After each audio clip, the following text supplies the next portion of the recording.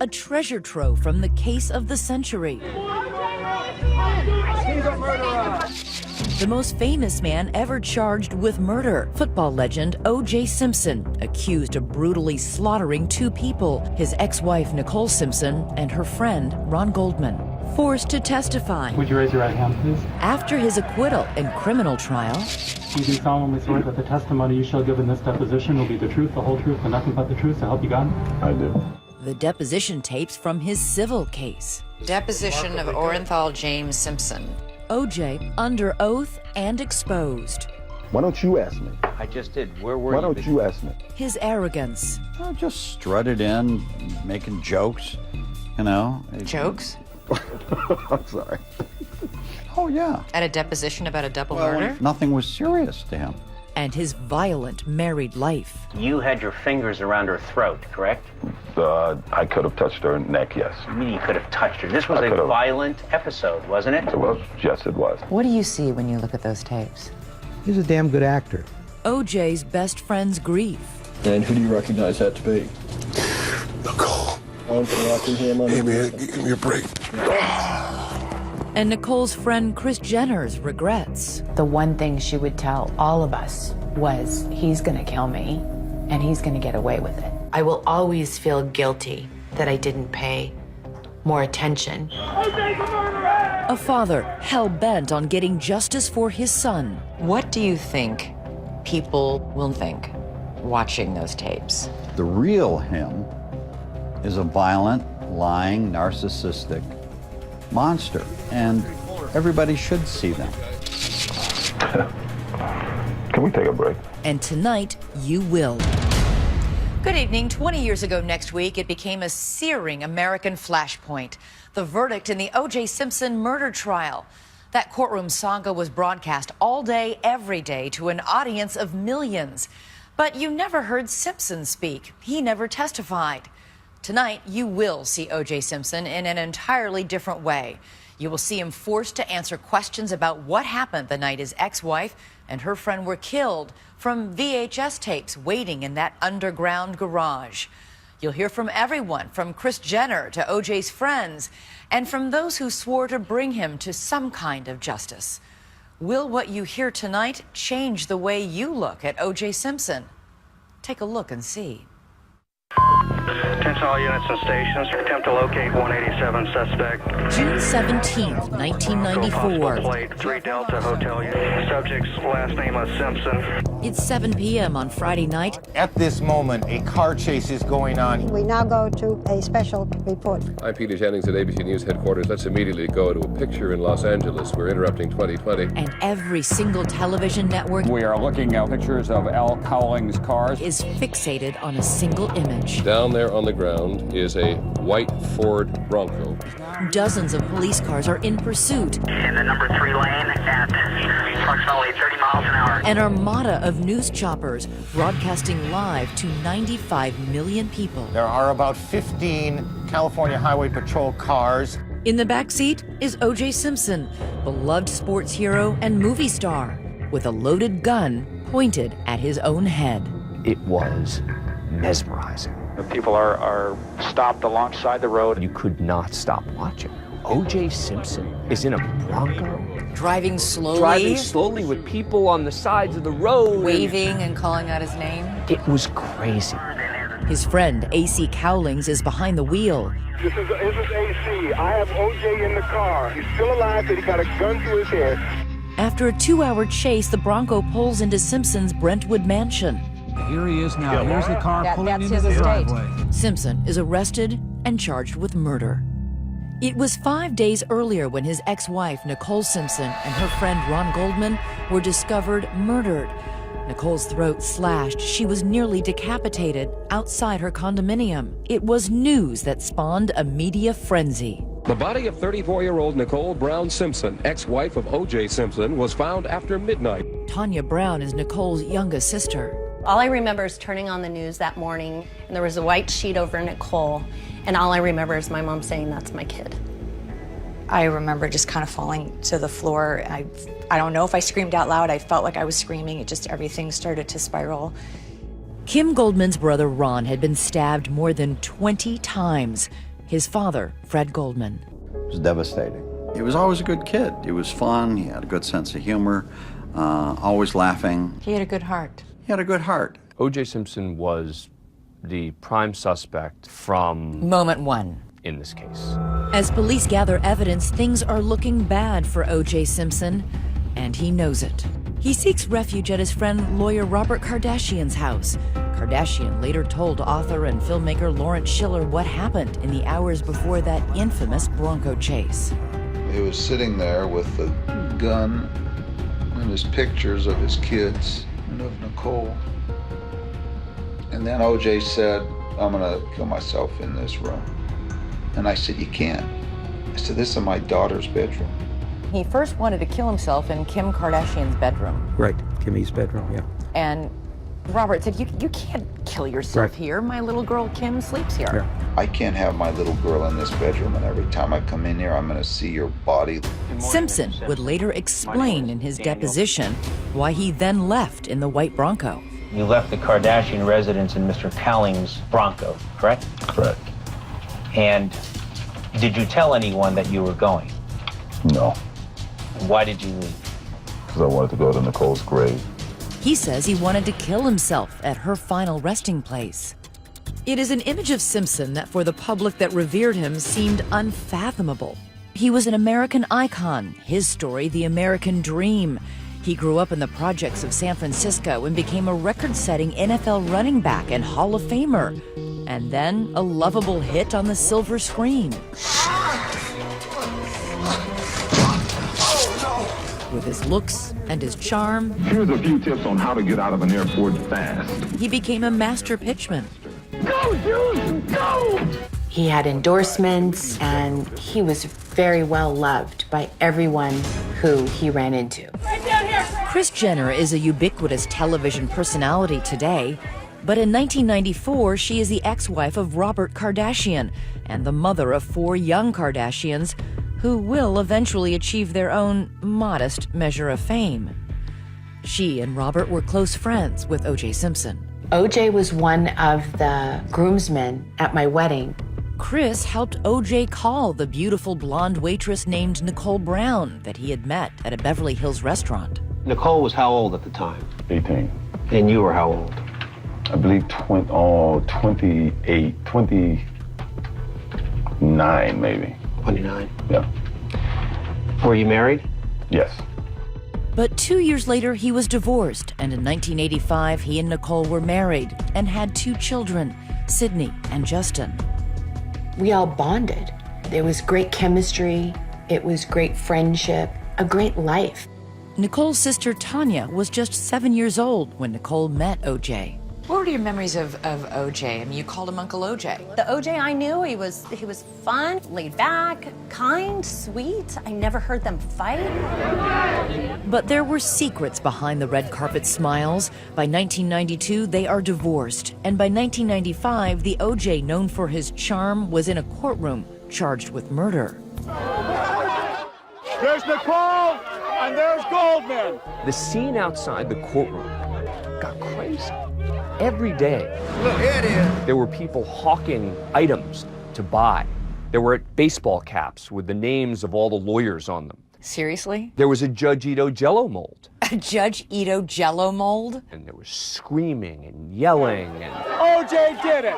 Inside the courtroom, prosecutors try to prove that O.J. Simpson was a serial abuser, violently beating Nicole during their marriage of 7 years. Their evidence includes these photographs of a bruised and beaten Nicole, and there are the harrowing 911 calls she made asking for help. 911 emergency. Can you get someone over here now to 325 Gretna Green? He's back. Please. Well, okay, what does he look like? He's O.J. Simpson. I think you know his record. Could you just send somebody over here? He's going nuts. Just stay on the line. I don't want to stay on the line. He's going to beat the... Wait a minute, wait. Her voice pleading for somebody to come to her house, that was so shocking to me because I had never heard that before. Lost in all the attention paid to the Simpsons' turbulent marriage is the other murder victim. He was always referred to as the other victim, and that really drove me bananas. And I remember watching the television, always yelling, his name is Ron, he's got a name. He had a name and a job at the restaurant at which Nicole had dinner with her family the night of the murders.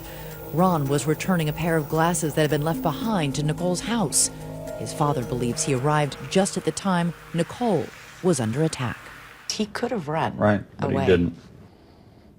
It wouldn't have been who Ron was. He wouldn't have run away. He would have wanted to help. The Goldmans are convinced the case against O.J. Simpson is a slam dunk. In addition to the history of domestic abuse, there is an avalanche of forensic evidence connecting Simpson to the crime scene. A suspicious cut on his left hand, his blood, his hair, clothing fibers, and DNA are all at the murder scene, along with a size 12 shoe print, O.J. size. And in his Bronco, blood consistent with Ron and Nicole's blood. And in his bedroom, a pair of socks with Nicole's blood. And the results of the analysis of that blood confirms Orenthal James Simpson took her very life. Every piece of evidence pointed to O.J. There was no identifiable other suspects except for O.J. Orenthal James Simpson not guilty of the crime of murder. Next, what you don't know about how O.J. beat the odds to become a free man. Yes! Yes! I couldn't believe it. And later, O.J. under attack. You see those bruises on her face? No. You don't see anything? No. I mean, I see this, I think. You don't think this picture reflects any bruising or injuries or marks on Nicole's face? Stay with us.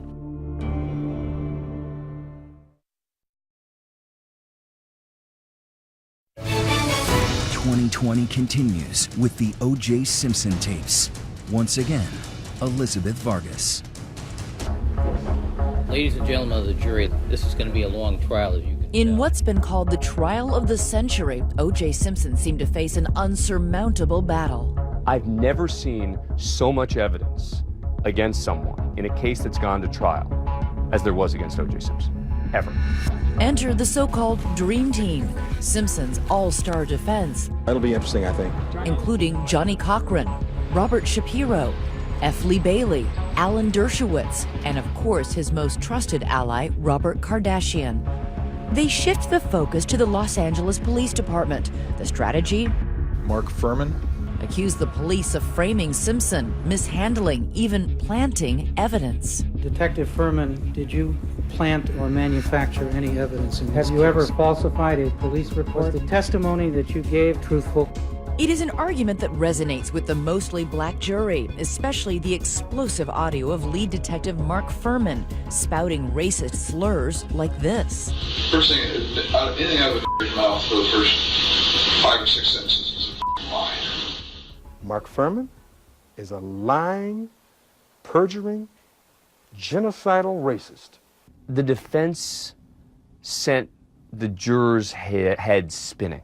The defense, in essence, put bad policemen, racist policemen, on trial. They put the whole police department on trial. Simpson's attorneys even tried to put his slain ex-wife's reputation on trial, portraying her as a party girl. These ladies would go out 2, 3, 4 nights a week and stay out till 5 o'clock in the morning. They do whatever they would do.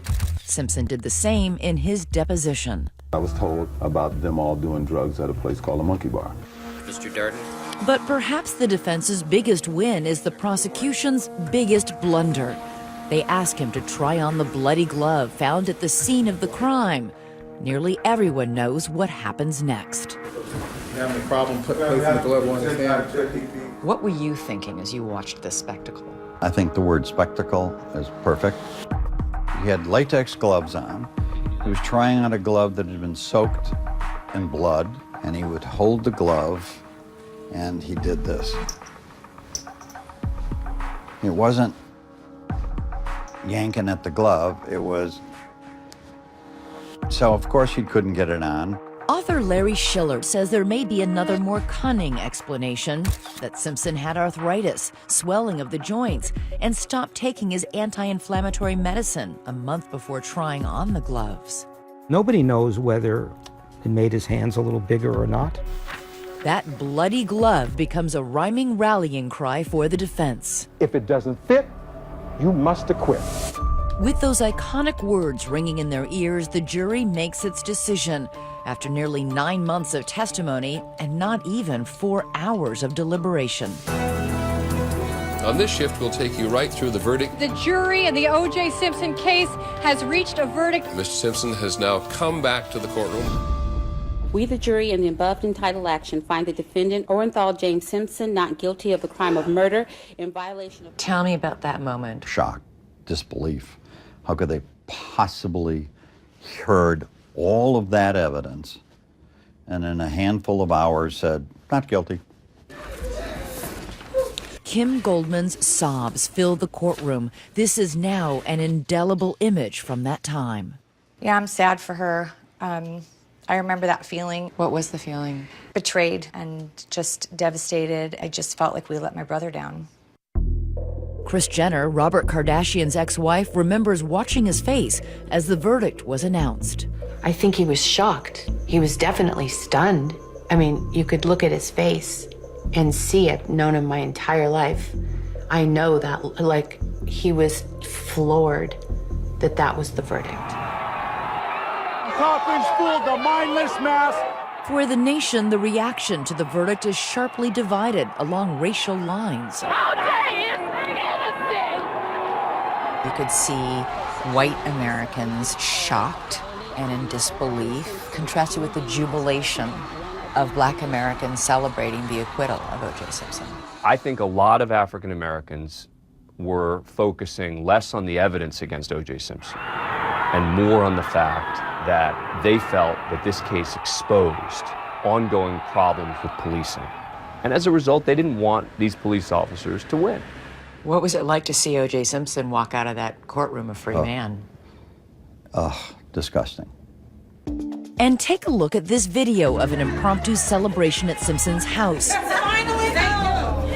A jubilant Simpson rejoicing at his acquittal. Here he is hugging best friend and Bronco driver A.C. Cowling. He even mocks live television news reports. Prosecute them teams, let the killers get away. For Kim Goldman, the sight of O.J. Simpson as a free man is unbearable. One day, she is driving through a parking lot and stops when she sees him.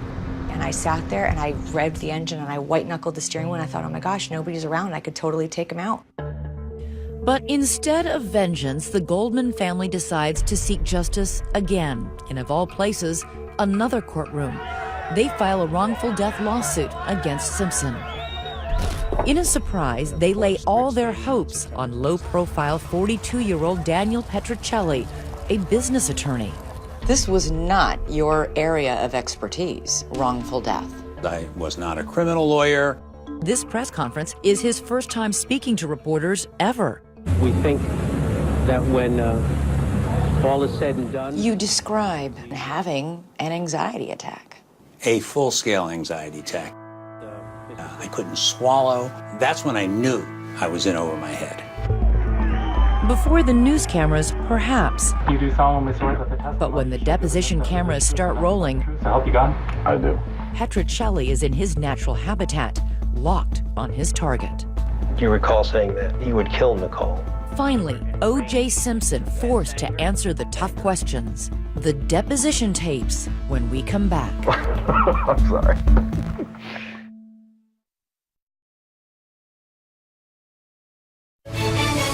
Once again, Elizabeth Vargas as 2020 continues. In the months after his acquittal, O.J. Simpson had gone back to his life in the limelight, beaming at golf outings and autograph signings. But Fred and Kim Goldman are plotting their second chance at justice, a wrongful death lawsuit. For the first time, he has to testify. In the criminal case, you can say, I am not going to testify. In a civil case, you don't have that right. That was going to be the moment of truth, to put Simpson under oath and examine him. To prepare for O.J.'s appearance on the stand, lawyer Dan Petrocelli will spend 11 days grilling him in a pre-trial deposition with a video camera recording every moment. They are in a tiny windowless conference room. Joining them across the table is Fred Goldman.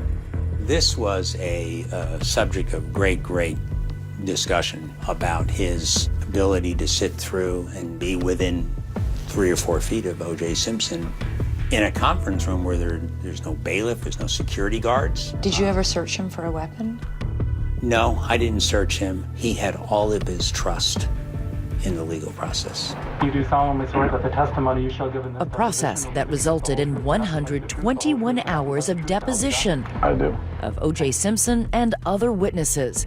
Tonight, that video, long stored away in these boxes, is part of a stash of evidence from the civil case. Well, these are the evidence boards. Combed through by filmmakers to be featured next week in 2 documentaries on A&E and LMN. Transcripts, exhibits. Tens of thousands of pages of transcripts. It includes pages of Nicole's diary. It's a very shocking, horrific read, the abuse, and it actually starts the very first year they met. O.J.'s golf bag. Some size 12 golf shoes that still have the dirt in it from the last golf game. And those tapes. These are just some of the deposition tapes that were recorded on, as you can see, VHS. VHS. Deposition of Orenthal James Simpson. I'm curious what the two of you thought when you first watched this. It was an incredible moment. Good morning, Mr. Simpson. My name is Daniel Petruccelli. I represent plaintiff Frederick Goldman in this lawsuit against you. Well, when he first walked in, it was, just a frivolous kind of attitude. I just strutted in, making jokes. Jokes? At a deposition about a double Well, murder? he never took any of it seriously. I'm sorry. He was in a big chair that could lean back, and he put his arms behind his head and he leaned way back in the chair. He would say, no, yes, no. And a little while later, he put his head down on the table and you could hear him mumbling his answer. No, maybe, yes. It was just another inconvenience. For Dan Petruccelli, it was ammunition. Oh, yeah. Do you know why the blood on the console of the Bronco is consistent with a mixture of Ron Goldman's and Nicole's blood? No. Do you know why the blood on the socks in your bedroom matched Nicole's blood? No. Your mission during this deposition was to catch him up on every single inconsistency. Because if you can prove he's lying about all these small things, he could also be lying about the one big thing. Exactly. Ask me the question like they asked me, and I'll give you an answer. Where were you between 10 and 11? I don't know if they asked me that question. I was home. Dan didn't take any crap from him. This is not a place in which your ring, so to speak, is going to be kissed. We're here to get you. If they did ask you, what did you say? I don't recall if they asked me, so I don't know what I said. Why don't you ask me? I just did. Where were you? Why don't you ask me? Dan Petruccelli spent days hammering at O.J.'s tumultuous relationship with Nicole, grilling him on the photographs of her bruised and battered face. You caused scars on her face, didn't you? That's incorrect. And you cut her lip, didn't you? That's incorrect. You hit her with your fist and you caused her lip to split open. Is that right? That's incorrect. Do you think he'd ever been spoken to that way? Oh, probably not. And chances are, if someone had, they probably got punched. You see those bruises on her face? No. You don't see anything? No. I mean, I see this, I think. You don't think this picture reflects any bruising or injuries or marks on Nicole's face? No, I don't. What do you think this reflects? I think it reflects doing a movie that we're doing, and we're doing makeup. Really? That's makeup? She did that? Pretend like she's beat up? Really? He said she was wearing makeup for a horror movie that they were... He had so many explanations. It was almost unfathomable, the things that would come out of his mouth. What'd you do to her? I wrestled her. What does that mean? That means I had my hands on her, and I was trying to force her out of my bedroom. We wrestled. Eventually, Simpson admits to hurting Nicole, but won't say how. Never struck anyone in their face, correct? Correct. And you never hurt your wife either, correct? No, I hurt my wife, yes. You never struck her with your hands, correct? I never punched her, yes. Did you ever strike her? No. Did you ever hurt her? Yes. Did you ever physically hurt her? Yes. Did you ever bruise her? Yes. Did you ever make her black and blue?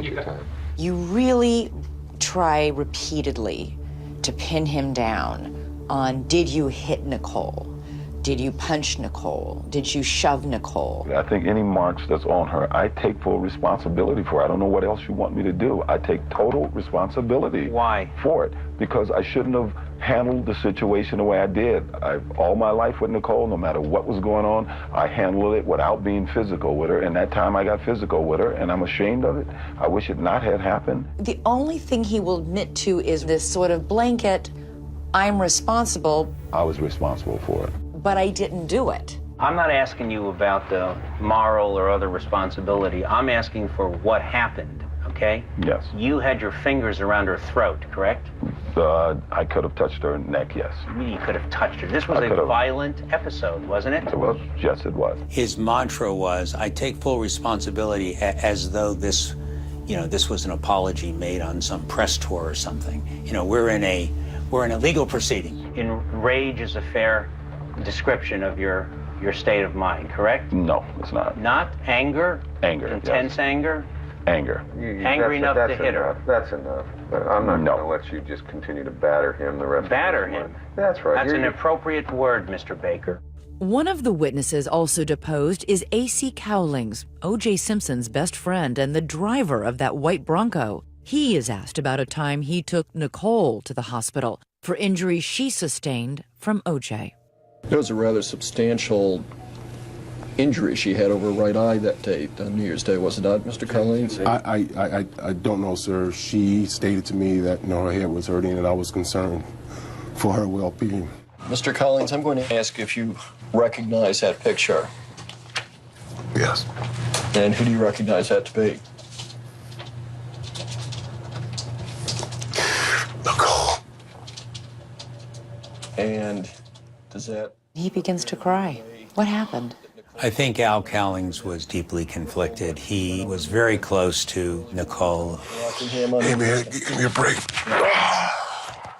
Cowlings, however, was blindly loyal to Simpson. He's the one who took Nicole to the doctor. Right. And he's the one that said to her, you're going to have to tell people what really happened. And he breaks down crying in the middle of deposition. Do you think he feels or felt guilty? Of course. Next, the deposition heats up. Can we take a break? Yeah, sure. The killer wore size 12 Bruno Magli shoes. Did O.J. Simpson? I would have never worn those ugly-ass shoes. An eye-popping photograph. It appears to be me, yes. The picture that doesn't lie. When we come back.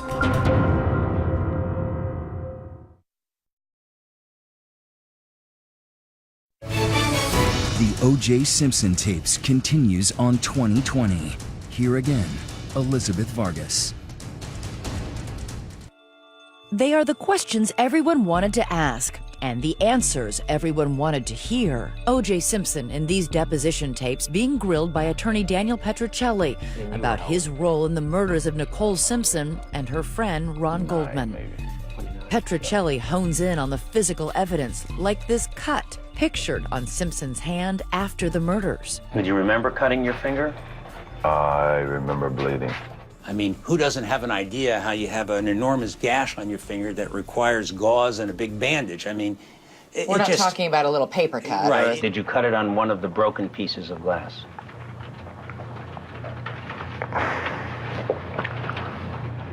Yeah. On what piece? Can we take a break? Yeah, sure. O.J. finally says, I need a break. What was that like to watch? Was it gratifying? He looked yeah, a of course, little rattled. yeah, it was absolutely gratifying. But if Simpson was rattled then, there was more to come. The killer of Nicole Brown and Ron Goldman left a key piece of evidence at the scene of the crime, a shoe print stamped in the victim's blood. It was a size 12 shoe. Simpson size. And the brand? Bruno Magli. Only 299 pairs of that shoe in that size ever sold in the United States. It's not a common shoe. No. Prosecutors in the criminal trial were never able to prove that Simpson owned those Bruno Magli shoes. Petrocelli questions him about it during the deposition. Did you ever buy shoes that you knew were Bruno Magli shoes? No, because I know if Bruno Magli makes shoes that look like the shoes they had in court that's involved in this case, I would have never worn those ugly-ass shoes. You thought those were ugly-ass shoes? Yes. Why were they ugly-ass shoes? Because in my mind they were. What about them was ugly, Mr. Simpson? The look of them, the style of them. What about the style? I don't know, they were ugly to me. Aesthetically, I felt that they were ugly, and I guess beauty is in the eye of the beholder, and to me, they were ugly shoes. But then, months later, a photograph emerges, first in the National Enquirer. O.J. Simpson wearing Bruno Maggi's shoes at a football game, 9 months before the murders. Petruccelli brings Simpson back for another round of questions. Watch O.J.'s reaction. And that is a picture of you looking at Exhibit 1, correct? It appears to be me, yes. Okay. And the jacket you're wearing, could you describe it? No. Do you remember owning that jacket? No. Remember wearing that jacket? No. And what about the shirt? Looks like a white shirt. Looking at the close-up of the shoes, do you believe that those were shoes that you owned at that time? No. Those ugly-ass shoes I would never own. There you are. Wearing the shoes. Mm-hmm. Really? They're not yours. Someone put it on your feet and you didn't know it. And his story was, yeah, that's me in the picture, but those are not my shoes. Did he say that he was wearing somebody else's shoes? No, he says, I don't remember what shoes I had on that day, but I didn't have those shoes on because he knew that those were the killer shoes. The 11 days of deposition have prepared Petruccelli for the main event, the trial, putting Simpson on the stand. Petruccelli knows he has him where he wants him. I was ready. I knew the case inside out. There are no cameras in the courtroom. The world does not see the once confident Simpson on the hot seat and shaken. Within the first half hour or so, he was hyperventilating. Simpson was hyperventilating? Yeah, these sort of bursts of air like coming out because we were questioning him very hard about his violence towards Nicole. And by then, 30 more photographs of Simpson wearing those shoes are entered into evidence. There he is, picture after picture after picture after picture of O.J. Simpson wearing those ugly-ass shoes. Pretty damning. It was it. But perhaps the most powerful testimony is not from O.J. Simpson, but from Fred Goldman. One of the other things that you did in this trial was to put Fred Goldman on the stand, to bring the victim who, for so many, was an afterthought to life. We put up some film footage. And Fred and Ron are singing and on the stage, and it was heartbreaking. And I think I had tears streaming down my eyes, and so did all the jurors. After 41 days of testimony, there is a verdict, and it is unanimous. It is broadcast at the same time as President Clinton's State of the Union address. It is the second time a jury will rule on O.J. Simpson, but this time there's a different outcome. Simpson is found responsible for killing Nicole Simpson and Ron Goldman.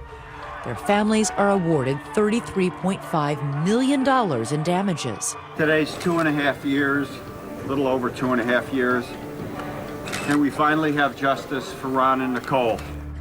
Is it justice? Not the justice I would like, but it's a way of getting some justice. For Kim, this time there are smiles instead of sobs. We did this for Ron. And then the killer got up and walked out the courtroom. Walked right past me, right past all the media, right into the crowds, waving, and went off to Ben and Jerry's to get ice cream. Next, Kim and Fred would never imagine that their victory in civil court would one day put O.J. Simpson in prison. People have always said to us, you know, karma will get him in the end. You wrote him a card in prison. What did it say? Stay with us. So now that you've seen his face and watched him questioned, what piece of evidence do you think was the most powerful?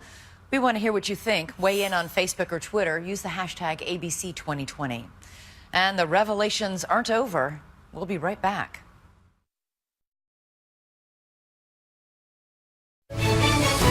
Once again on 2020, Elizabeth Vargas and the O.J. Simpson tapes. It is Las Vegas, 2007, and a run-of-the-mill robbery takes place at this casino. One of the suspects arrested, Orenthal James Simpson. O.J. Simpson is under arrest in Las Vegas in connection with an alleged armed robbery. I can only imagine what you and your dad must have thought when O.J. Simpson was arrested for robbery. Oh my God, we giggled and we laughed so hard. You did? Who would have thunk? You can't write a better story. Yeah, we were just robbed at gunpoint by O.J. Simpson. Can you send police here, please? This is surveillance video of Simpson and a group of his friends. They broke into a hotel room to steal memorabilia that Simpson claimed belonged to him and that Simpson hoped to sell for cash. Cash that Simpson could keep hidden from the Goldmans. I think you can steal my to sell out. Don't let nobody out here. You mother Kim and her father travel to Las Vegas. At long last, they can see their enemy in shackles. I thought I was confronting friends and retrieving my property. I didn't mean to steal anything from anybody, and I didn't know I was doing anything illegal. To see him stand before the judge and plead and to look kind of just disheveled. How had he changed? He looked broken. So I'm sorry. I'm sorry for all of it. 13 years to the day after his famous acquittal of murder, a 61-year-old Simpson was found guilty of robbery and kidnapping. Guilty. Count 2, conspiracy to commit kidnapping. Guilty. He is sentenced to up to 33 years in prison. Judge says Simpson's motive was clear. You didn't want all of those items to fall into the hands of the Goldmans. The Goldmans say they were never after money. They simply wanted punishment. Our effort of constantly going after him maybe pushed him even only this much into committing armed robbery. This much landing him in prison. Ain't that wonderful? Fred Goldman and the verdict you helped win have haunted O.J. Simpson. Justice delayed, but not denied. People have always said to us, karma will get him in the end. You wrote him a card in prison. What did it say? Welcome to your new digs. Signed, the Goldman family. O.J. Simpson is now a pariah. The throngs of supporters he had 20 years ago have vanished. But what has not changed is the tension between police and the African-American community. Tension that may have led a mostly black jury to acquit Simpson of murder. Protest the police shooting that killed 18-year-old Michael Brown. Cities today still convulse with outrage over alleged police misconduct. For the loved ones of Ron and Nicole, the 20 years have led them to find purpose in their loss. Nicole Brown's sister Tanya has dedicated herself to helping victims of domestic violence. If I can save one person, I'm going to do it. Because it did not need to happen. Kris Jenner agrees. She says friends need to intervene when they see warning signs. I will always feel guilty that I didn't pay more attention and didn't speak up when I thought anything was wrong, or ask her more, do you want to talk about it? Jenner's ex-husband, Robert Kardashian, distanced himself from O.J. after he was acquitted. Kardashian died of cancer in 2003. On his deathbed, he would not speak to O.J. O.J. did try to reach out and call him, but Robert didn't take the call. As for the Goldmans, Kim has written a new book called Media Circus about families dealing with public grief. Hi, baby. Today, she's raising a 12-year-old son named Sam. His middle name is Ronald. named after his uncle. It's very nice how you've kept Ron alive on your wall of photos here. Do you like these pictures of your uncle up here? Yeah. What do you think of him? It's cool. I hesitate to even ask this question, but after 2 decades, does it get any easier? No. There isn't a day that goes by that I don't think about my son. I was looking at a picture